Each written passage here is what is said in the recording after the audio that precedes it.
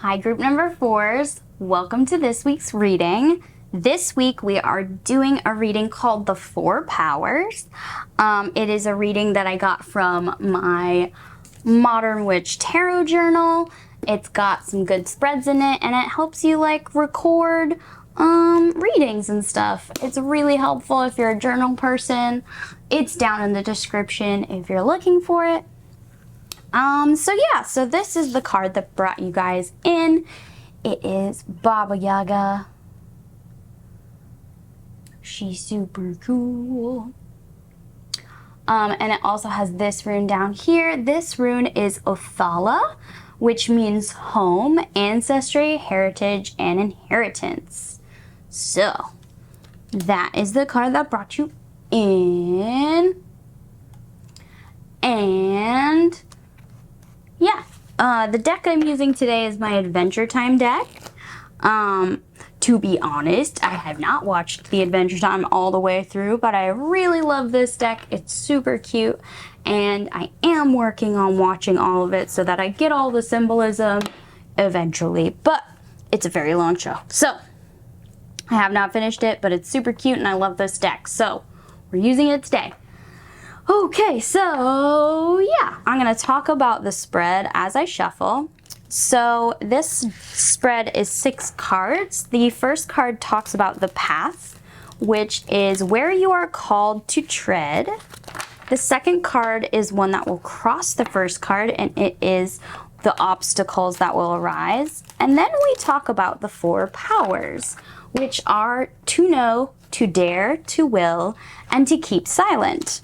So I will talk about each of those powers as we flip them over. So, guides of group number 4, would you please give me cards for my group number 4s about this path that they are on and the powers that they possess as they go down this path. Wow, that one. Okay. I don't know if you heard that, but that card made a very loud sound. Really wanted to come out. So, here we go. I hope you're ready. Okay, so the first card is the path, where you are called to tread. And the card you guys got is the Nine of Cups. Ooh.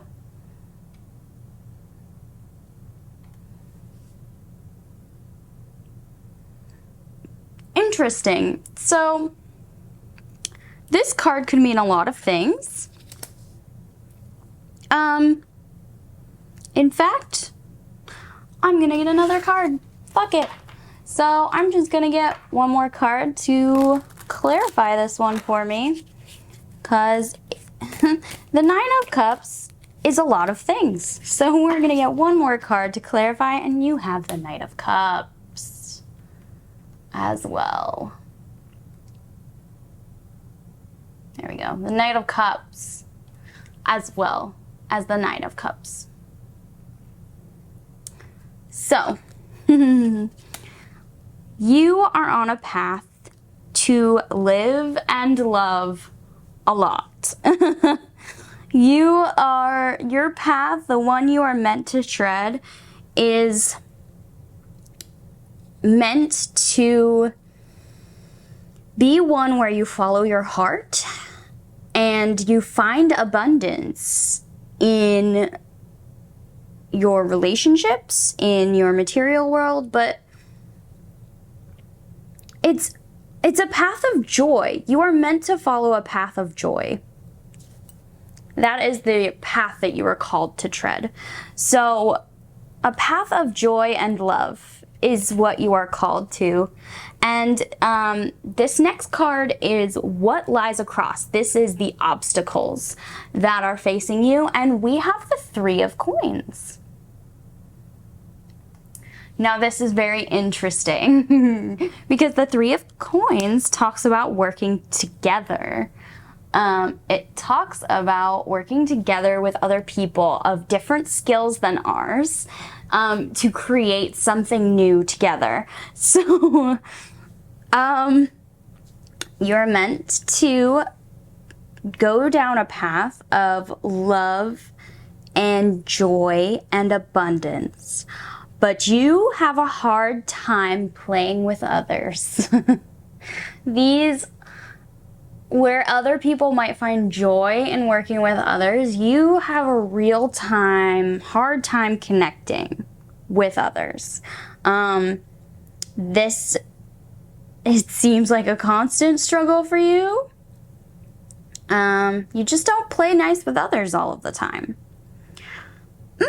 So let's get some words about that. So this next card is to know what will be learnt along this path and through these obstacles. And we have the Five of Swords. Woo! Okay.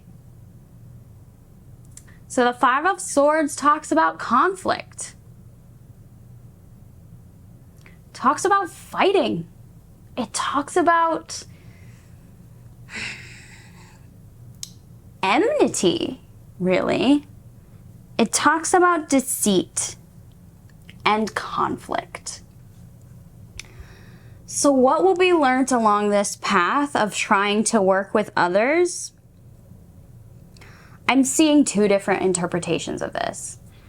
You will either learn that fighting is the only way you get things.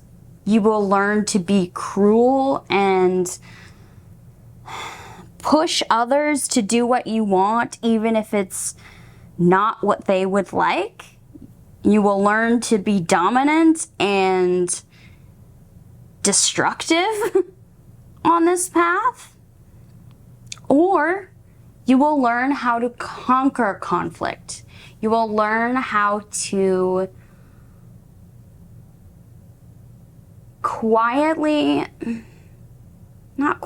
but you will learn how to productively work through conflict instead of just bearing down on others and enforcing your will. You will learn how to approach conflict in a way that becomes productive for everyone. A way that works through the conflict with others as opposed to beating them down into doing whatever you wish them to do. And I'm being brought back to this card. This card talks about ancestry and heritage and inheritance. And I think the reason it's being brought to my attention is that to learn this skill may be really difficult for you because you may come from an ancestry line that used conflict as a weapon, used it as a destructive force to make people do as they wished. And it is a taught habit to crush others to your will.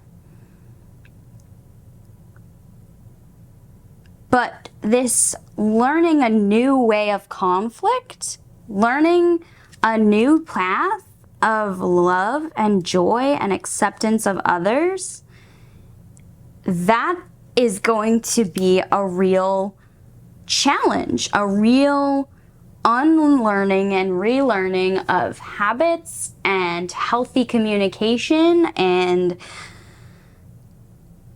speaking in totally new ways. And it might be hard, but to learn, what will be learnt through these conflicts is how to work with others. The obstacle that you have of working with others is because of how you conflict with others. And what you can learn along this path that you are called to, this path of joy and love, is how to take conflict in a more loving manner. I think that's all I have to say on that one. So the next card here, this is to dare. In what ways do you need to express courage? So, we got, oh, I like this. We got temperance. Temperance, to dare. Temperance talks all about balance. It talks about weighing out the needs of others versus our own needs. It also talks about patience and understanding and compassion. It's one of the virtues that's in the deck of tarot. To dare, in what ways do you need to express courage? Ooh, okay, so yeah, the way we need to express courage is by really taking time, taking time to develop patience is what I'm hearing. It takes courage to express when we are wrong. It takes courage to express when we have caused conflict. It takes courage to find temperance within ourselves, to wait a moment and listen to what other people are saying instead of jumping the gun and just spewing forth what we think is correct. It takes courage to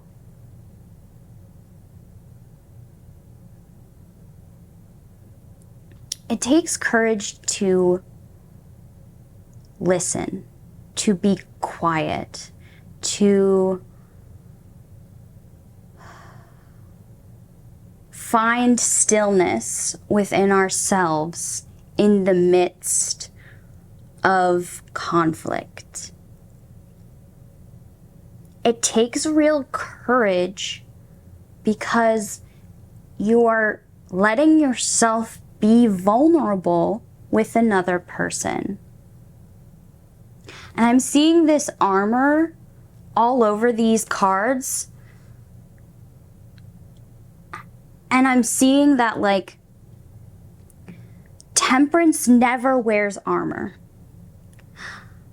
It takes courage to take off the armor of I'm right, of impatience, of anger. It takes courage to disrobe from that armor that has kept you safe all of these years and instead be vulnerable with another person.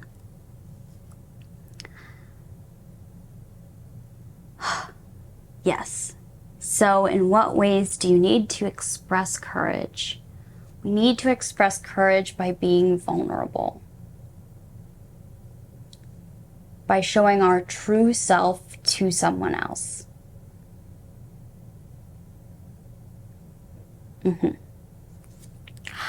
So the next card is the power to will.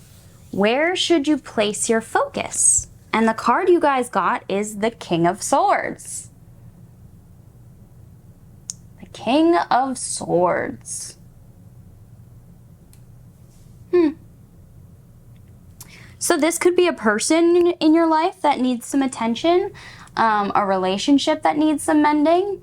It could be that, or it could be your own mind, because the King of Swords really represents wisdom, and he represents mastery of our own mind. And without mastery of your own mind, without understanding what makes you tick, what makes you react in certain ways, what makes you blow up, why not, without the mastery of understanding why people are such an issue for you, without that understanding, we can't fully be vulnerable because we don't understand ourselves. This is done best in therapy, just saying. So yeah, learning ourselves, understanding our own thought patterns, seeing and recognizing those thought patterns, like seeing when they happen. Like, okay, so for me, like, this is dumb, but so for me, like, about 2 days before I have my menstrual cycle, I like freak out and think the world is ending. When I recognize that that thought pattern is happening because of hormones, I have a much better grasp and control on it. Yes, the thoughts still happen. Yes, I still have some really crazy, what are they called? Thoughts. Yes, I still have some really crazy, interruptional thoughts. That's not the word for them. I can't think of the word for them right now, but I still have those thoughts, but I have much more control over them when I recognize that this is happening because of hormones. When a friend of mine the other day really upset me because of words that he said as a joke, when I understood that that joke triggered me because of circumstances in my past, I was better able to express to him why that phrase upset me so much, instead of just lashing out at this person. I was able to express, I cannot handle that phrase right now, and it's really upsetting me that you are using it. So can you just please not use it right now? And he was very kind and stopped using it for a little while. So it's the mastery of our own mind is an important step to be able to even accomplish temperance. So yes, that's where your focus should be. Okay, so last but not least, we have to keep silent, the power to keep silent. How should you show restraint? And the card we have here is the Queen of Cups. Ooh, very interesting. Come on. So the Queen of Cups is the Queen of Emotions. And I don't think this card is here because your guides are saying, hey, tamp down on all your emotions and feel numb and just don't express them to anyone. I don't think that's what's happening here. I think what your guides are trying to say is that you're a very high emotional person. Your emotions get very high, and that's maybe why it's very difficult for you to interact with other people all of the time. Because you just get so very emotional about everything. I think what they're trying to say through this card is that you need to take care of yourself, and the way that you need to care for yourself is by understanding your emotions, recognizing your emotions as they come up, and taking a moment to see if they are real. I know that in a moment of high emotion, everything feels really real. It really feels like it's the end of the world. It really feels like everyone hates us. It really feels like everyone is leaving us. But we need to put those thoughts and feelings on hold for a second so that we can objectively look around us and see if it is objectively true.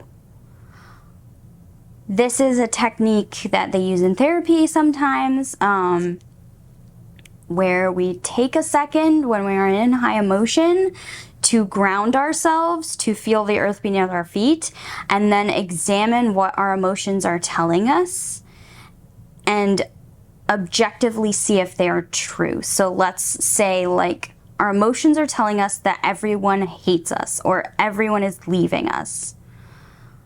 We need to calm, do a grounding exercise. Maybe for you that's listening to music or counting all the blue things in the room or taking very deep breaths, whatever exercise works for you. And then examine that statement that your mind is throwing at you, that your emotions are throwing at you, and lovingly tell it, I don't think that's true. I'm sorry, I'm feeling that way, but I know that this person will always be here for me. I know that this person always cares for me. I know that my guides, my spirit guides are always here for me. And though I may feel alone in this moment, that is not objectively true. And this moment will pass. And in the next moment, I may be able to express to somebody that I love that I need love right now because I don't feel it. So the thing is telling you not to keep silent, but how to show restraint. How to breathe through an emotion instead of reacting immediately to that emotion. Sorry, group number 4, I got cut off there. I went a little long, so this kind of exercise is best done with a therapist, best done with a professional, best done in a safe space. Safe space. Find yourself a safe space where you feel safe to practice these things, a person that you feel safe with. Because if you don't feel safe, it's going to be nearly impossible to do these exercises. So find yourself a good therapist and ask them about breathing through emotion. Ask them about grounding exercises. Ask them about pausing in the midst of conflict. All that kind of stuff. So that's all I'm seeing for you guys. So the last thing I'm doing is I have my Blessed Bee deck. I'm going to shuffle and get you one blessing from this deck. I know I just used it, but I love it so much, so I'm going to do it again. So, guys of group number 4, would you please give us one blessing for my group number 4s as they go down this path of love? Let's remember, this whole path was about love and finding joy and abundance and working with others. So would you please give us a blessing for my group number 4s? That one. Thank you so much. So, ooh, we have card 8. We have card 8.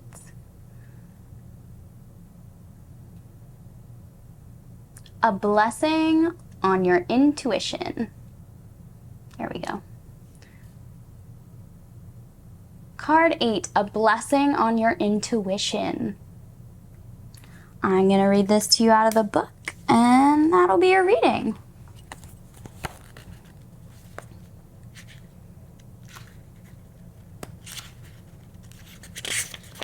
All right, card 8, a blessing on your intuition.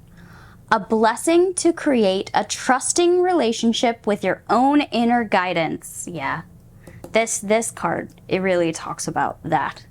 Understanding self so that we can trust ourselves. Okay, so in this world, many will seek to guide you. They will hold a torch aloft and show you a road that they will promise you has a destination that is heavenly or healing, or a home for the spirit in which you will be loved, in which you will finally belong. May this blessing light the torch of your own inner guide, who alone knows the truth of your soul. May you begin to sense out what is best for you without pride or vain public deliberating. May you just simply connect with the light within, and from that light shine out. And with that light, the glowing radiance of your own intuition, the guide of your own spirit, may the road you take be softly illuminated. May you trust when it takes place, but not force it on another. May your own intuition grow in its light until it glows bright when needed and softens when you feel ready to walk steadily into the direction of your own soul. May you trust that you are becoming who you were born to be, and never who another would make you. May this intuition not be shaken by mistakes or misinterpretations, but may you open up the senses you were so gifted with by Spirit that guides us all, and may your own inner wisdom that will be expressed through an innate gift of intuition be given room to blossom. May you be taught well, but not attached to teachers of the intuitive gifts. May you be guided, but never against your own intuitive will. And may you come to understand that the price of walking this way of truth to self may sometimes be high, but never as high as giving up of will and spirit and guidance to others. Let yourself be open to the messages from within first, and then allow the world to speak to you through the filter of your most pure intuitive gift. Blessed be. That's all I'm seeing for you guys, group number 4s. Please like, comment, and subscribe.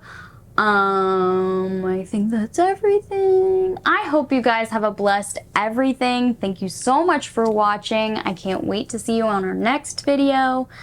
And that's it. This was Pam. Bye, guys.